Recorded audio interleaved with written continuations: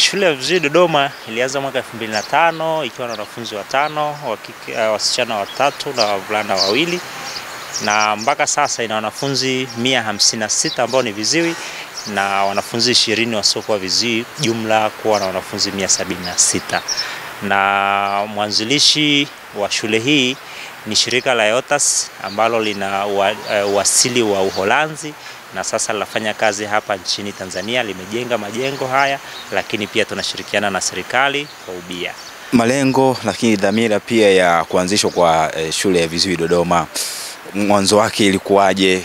Lengo ilikuwa ni kutoa elimu kwa viziwi, na viziwi wa Dodoma walikuwa wanapata tabu hasa kwenye swala la elimu, kwa sababu ndio shule pekee iliyoko katika halmashauri ya jiji la Dodoma, na ndio mwanzo wa kujengwa kwa shule hii. Katika madarasa yetu ya darasa la kwanza, la pili na la 3 tuna wanafunzi ambao sio viziwi katika hilo darasa, ambao wanakuwa ni wachache, viziwi wanakuwa ni wengi.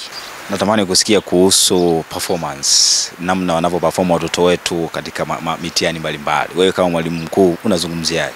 Mathalani matokeo ya mwaka huu wanafunzi wetu walikuwa 16, lakini ambao wamepata wastani wa B na C wako 9. 7 wamepata wastani wa D, ambao wale 7 toka wanaanza hali yao ya ulemavu ulikuwa uko na changamoto zingine. Nje ya darasa tunakuwa na ujuzi wa ushonaji, tunakuwa na ujuzi wa uchoraji, pia tuna ujuzi wa kompyuta, tuna ujuzi wa fundi umeme na vile vile upambaji, na pia tuna ujuzi wa dancing, kucheza. Hili ndio darasa letu la umeme ambako tunawafundisha masuala ya umeme. Kwenye mada nyingi za darasani zina vifaa ambavyo vinatakiwa mwanafunzi ajifunze, ambavyo vifaa hivyo viko hapa.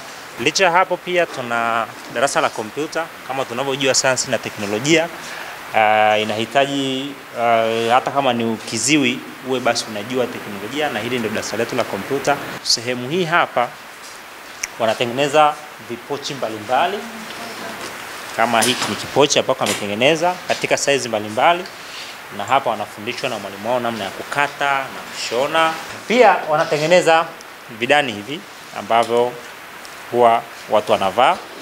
Hii ni kwamba hata akiwa hayupo hapa na uwezo wa kutengeneza hii akauza. Kwa idadi ya wanafunzi zaidi ya 170, walimu wanatosha? Walimu waliopo tunasema wako katika wastani, ila tukipata idadi kidogo nyingine ya kuongezeka tungeshukuru. Wanasema nyongeza igomo. Nyongeza igomo. na inatakiwa darasa moja kuwe na walimu wangapi? Darasa moja at least walimu 3 ndio inakuwa wastani mzuri, kwa sababu ya yale masomo yako 6. Kila mwalimu akipata masomo mawili inakuwa rahisi. Lakini habari nzuri, mzima, mambo poa. Mimi nimelala, nimeamka. Sasa unawaambia nini wazazi ambao wamewaficha watoto wao wenye mahitaji maalum, hasa viziwi, kwa kuhofia pengine hawatopata elimu? Kwa kweli wazazi ambao bado wako na watoto wenye uziwi ndani, wawapeleke shule. Nchi yetu ina shule nyingi ambazo zina uwezo wa kuwapokea, na baada ya hapo mtoto huyu atanufaika na elimu kama anavyopata elimu nyingine, kwani elimu ni haki kwa wote. Elimu ni haki kwa wote. Nikushukuru sana. Asante sana.